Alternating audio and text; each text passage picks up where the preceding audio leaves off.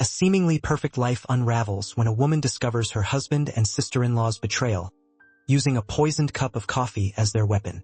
As the truth comes to light, she turns the tables in a dramatic twist that no one saw coming.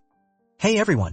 Before we jump into today's story, just a quick favor, if you enjoy content like this, don't forget to hit that subscribe button. It's completely free, helps support the channel, and ensures you never miss out on more incredible stories. Alright, let's get started. I never thought I'd be the kind of person who second-guessed every sip of coffee. But life has a funny way of forcing paranoia onto you.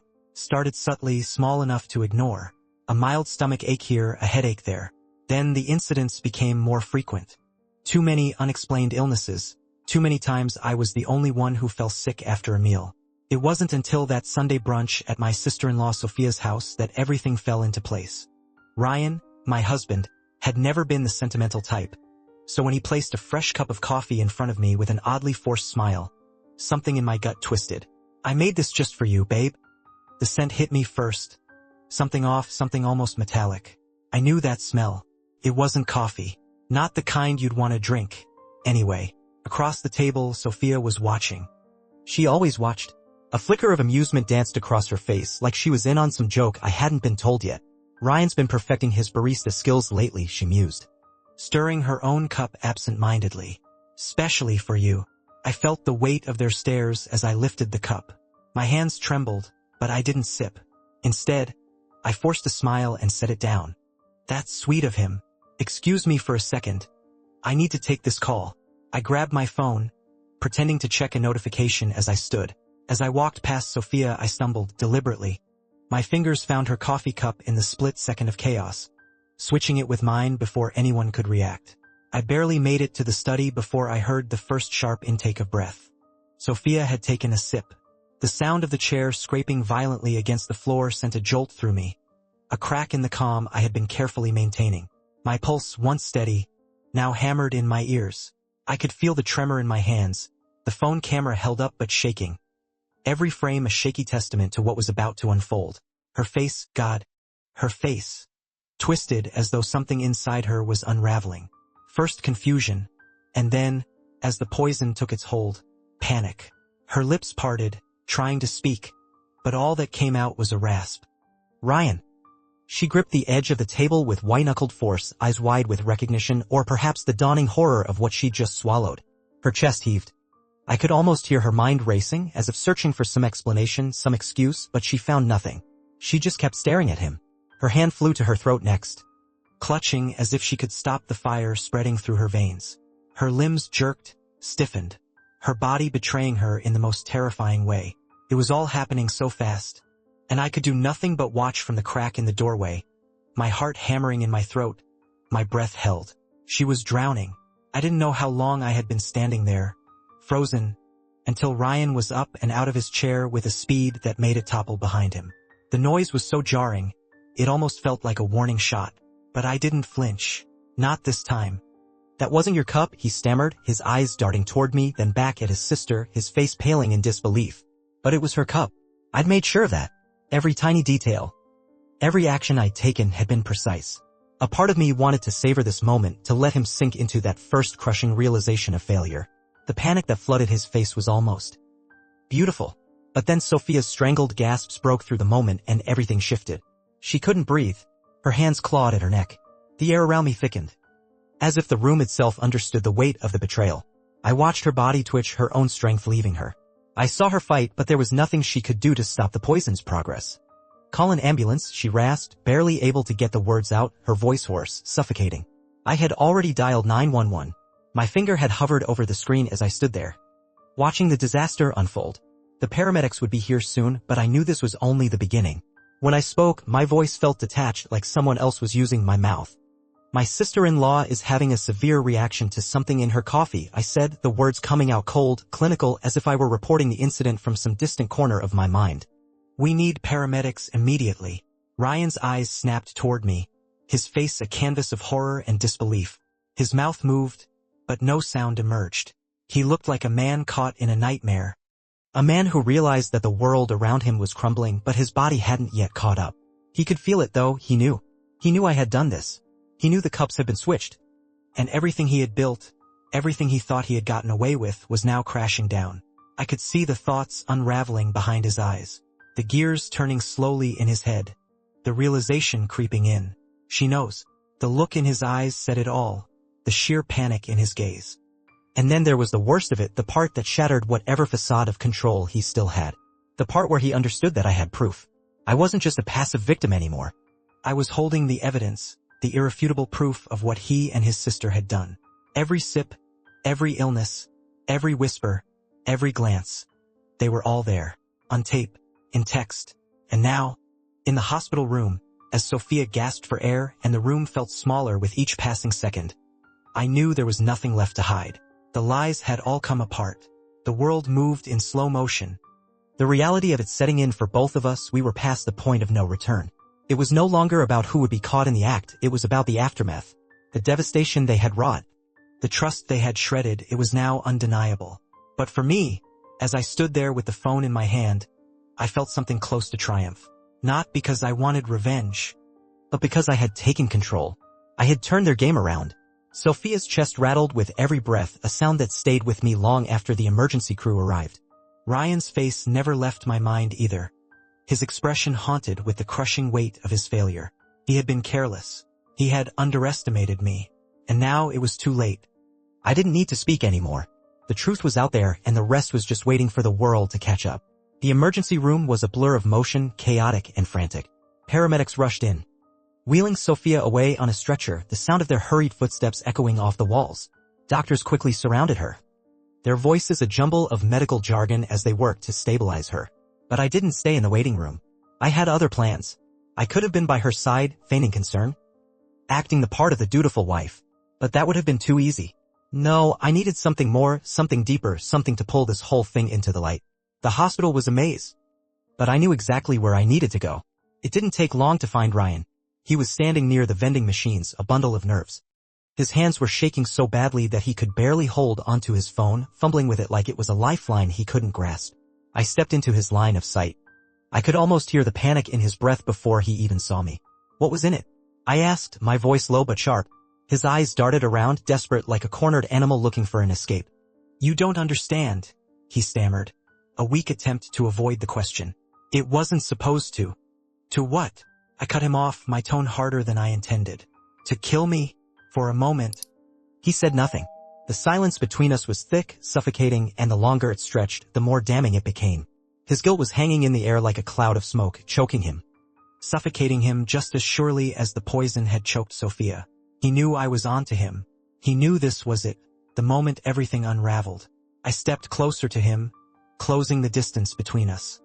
I have recordings, Ryan, I whispered, letting the weight of the words settle between us. His eyes flickered with something, fear, maybe, or realization. It didn't matter.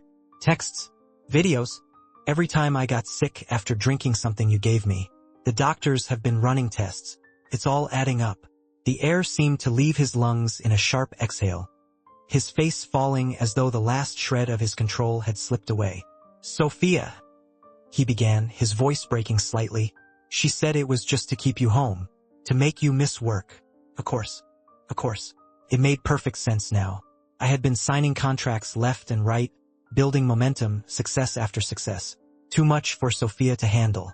She worked at a competing firm, a company that had been losing clients to mine. She had gotten desperate enough to poison me, to sabotage everything I had worked for.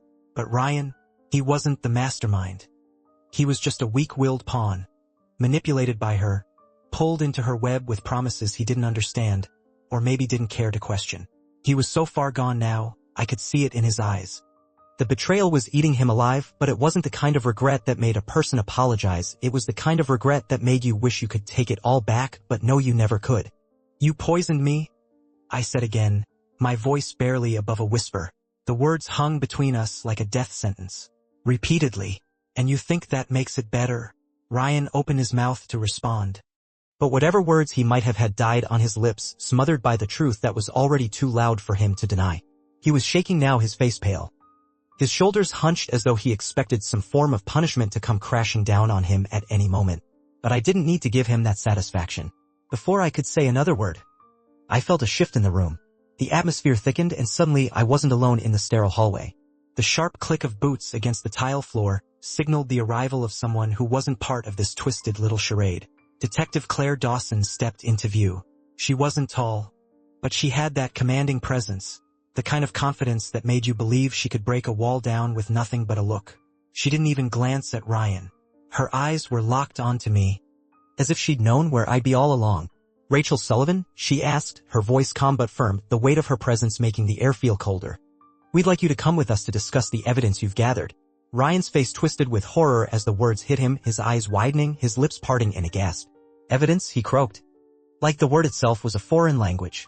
His panic was palpable now, unraveling faster than he could control. I smiled just a little, just enough for him to see the edge in it. "Like I said, I recorded everything.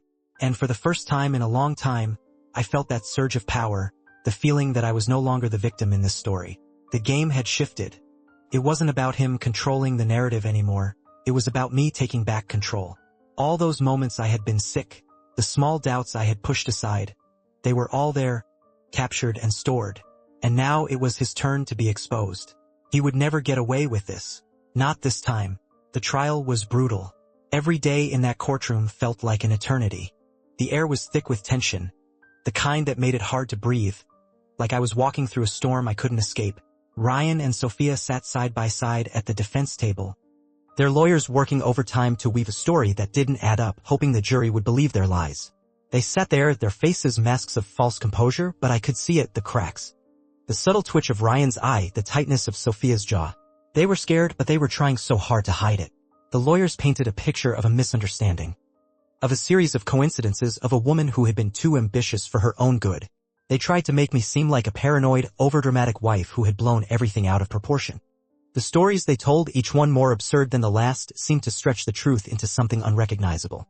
But they couldn't erase the evidence. The cold, hard truth was sitting there, staring them in the face. The toxicology reports were damning. They detailed the traces of poison in my system, clear and undeniable. The messages, the texts Ryan had sent me, trying to cover his tracks, trying to play the role of a concerned husband. The footage of Sophia's reaction, the violent thrashing of her body as she struggled to breathe. Her panic as she realized she had been poisoned. And then there was the footage of Ryan, panicked and broken, in the hospital. His confession slipping from his lips as he realized I had caught on to their game. They had underestimated me. They thought they could get away with it. But I had played my cards carefully, and now it was their turn to face the consequences. The trial dragged on, each moment pulling me deeper into a whirlwind of emotions I hadn't expected. I had thought I was prepared for this. I thought I was strong enough to handle it. But standing there, facing the jury, seeing Ryan and Sophia squirm under the weight of their lies, I felt something deep inside me shift. The verdict came faster than I expected. The judge's voice rang out across the courtroom, steady and final. "Guilty." The word hit like a hammer, striking a chord deep inside me, vibrating through my bones. I don't know if I had expected it, but hearing it said aloud, knowing it was the end for them, it felt like the closing of a door. The bell tolling, marking the end of an era where I was the one left in the dark, the one played for a fool. And now it was their turn to face the consequences. Sophia didn't even flinch. She just sat there, her eyes staring straight ahead as if the world around her had gone silent. Maybe she thought she could shut it all out, that pretending it wasn't happening would make it go away. But the truth had already caught up with her, and no amount of blank stares or cold composure would change that. Ryan, on the other hand, was a different story. I watched him crumble. The moment those words were spoken, his entire body seemed to deflate, as though the weight of reality had finally caught up with him. His chair creaked under the weight of his failure as he sank into it, a shell of the man he had once been. He was broken, and for the first time, I saw him for what he really was, weak, fragile, and completely at the mercy of the lies he had helped to weave. The sound of handcuffs clicking shut was like music to my ears. As they were led away, shackled by their own guilt, I felt nothing but relief. A weight I hadn't even realized I was carrying lifted from my chest. It wasn't just the end of the trial, it was the end of the lie, the end of the betrayal. It was the end of all the nights I had spent wondering if I would ever get justice, wondering if they would ever pay for what they had done. Watching them walk away, I felt a calmness settle over me. For the first time in what felt like forever, I could breathe again. I wasn't just the woman they had tried to poison. I wasn't just the victim of their plot. I was the one who had survived. And now, I had won. 1 year later, I stood in front of an audience at a business leadership conference, delivering the keynote speech. Success isn't just about talent or strategy, I told them. It's about survival. It's about knowing who to trust and when to walk away. As I stepped down from the stage, my phone buzzed with an email. A multi-year renewal contract from the very client Sophia had tried to sabotage me for. I smiled. Because the best revenge? It was always success. So, the story has come to an end. The truths have been revealed and those involved have faced the consequences of their actions. But my story doesn't stop here. It's a lesson about trust, betrayal, and the strength of survival. What do you think about the twists and turns? Could you stand firm in the face of betrayal like I did? Feel free to share your thoughts and feelings in the comments below. And I'm eager to share them with you. Thank you for sticking with me until the end of this one. See you in the next chapters.